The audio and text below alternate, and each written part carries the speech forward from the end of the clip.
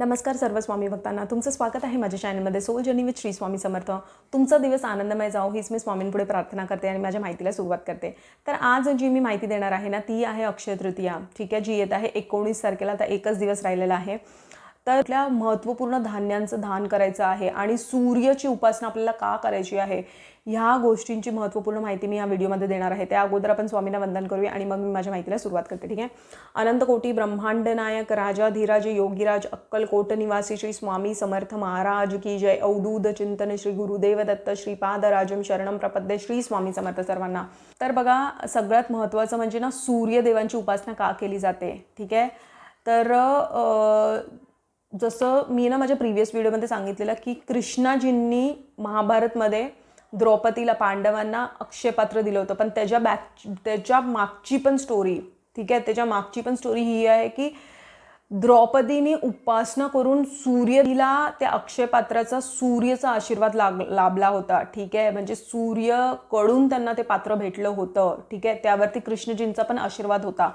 तर त्यामुळे ना सूर्यदेवांची उपासना करणं खूप गरजेचं आहे त्या दिवशी। जर तुम्हाला बघा, बिकॉज आहे ना अक्षय तृतीया हे त्या घटनेमुळेच आपण अक्षय तृतीया हे साजरी करतो, ठीक आहे। तर तुम्हाला ना सूर्याची उपासना करायची आहे त्या दिवशी तुम्हाला काय करायचं आहे की सकाळी उठल्यानंतर सगळ्यात अगोदर तुम्हाला ना सूर्याला अर्घ्य द्यायचा आहे। पण तो सूर्याला अर्घ्य तुम्हाला पाण्यामध्ये, स्वच्छ पाण्यामध्ये गुळ, बिकॉज सूर्याचा सगळ्यात उत्तम उपाय म्हणजे गुळ। तुम्ही गुळ रोज खाल्ला तरी चालेल, तुमचं सूर्य खूप चांगला होणार आहे, ठीक आहे। तर तुम्ही पाण्यामध्ये गुळ आणि लाल फूल हे घालून सगळ्यात अगोदर त्या दिवशी तुम्हाला अर्घ्य द्यायचं आहे सूर्याला, ठीक आहे।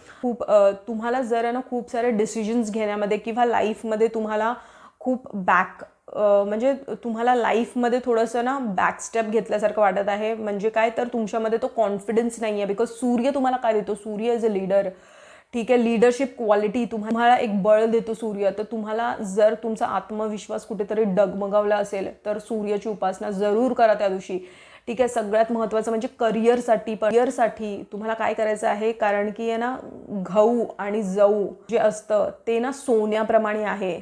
तर त्या दिवशी सोन्यापेक्षा पण जास्ती महत्त्व ना धान्याला आहे।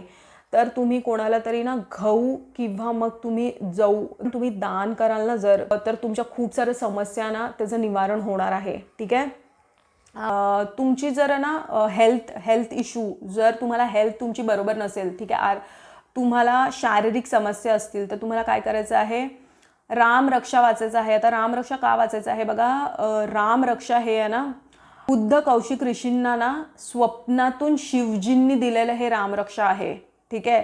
तर रामरक्षाच्या 38 ज्या ओळी आहेत, तर शारीरिक खूप प्रॉब्लेम असेल ना तर रोज रामरक्षा वाचायला चालू करा। तुमच्या बघा सगळ्या बॉडी पार्टसाठी आहे ना उत्तम उपाय आहे रामरक्षा स्तोत्र, हे तुम्हाला वाचायलाच पाहिजे, ठीक आहे। त्या दिवशी कुठल्या गोष्टी टाळायच्या आहेत, तामसिक भोजन हे टाळायचं आहे तुम्हाला, ठीक आहे।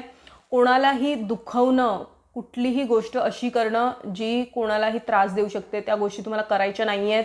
आणि त्या दिवशी तुम्ही भगवद्गीता सुद्धा वाचायला घेऊ शकता। जर तुम्ही भगवद्गीता कधी वाचली नसेल तर नक्कीच भगवद्गीता वाचायला घ्या, ठीक आहे। तर हीच होती माझी माहिती, मला हेच आज तुमच्यापर्यंत पोहोचवायचं होतं। जर तुम्हाला ही माहिती आवडली असेल तर प्लीज माझ्या चॅनलला सबस्क्राईब करा। स्वस्थ राहा आणि स्वामींच्या नामात आपलं मन रमून राहा। कोटी कोटी धन्यवाद।